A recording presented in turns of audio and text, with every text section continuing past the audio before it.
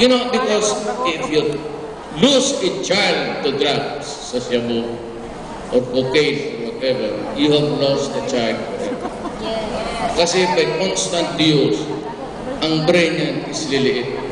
Pag nag-shrink niyan, vital issues are already compromised. Cognitive, wala, lahat. And yan, just to give justice also to the parents na pagkairo. At ako nga man sabi tatay ng suda, hindi ako nakapag-away ng mga revolutionary. I continue talking to the PAs, the MIM.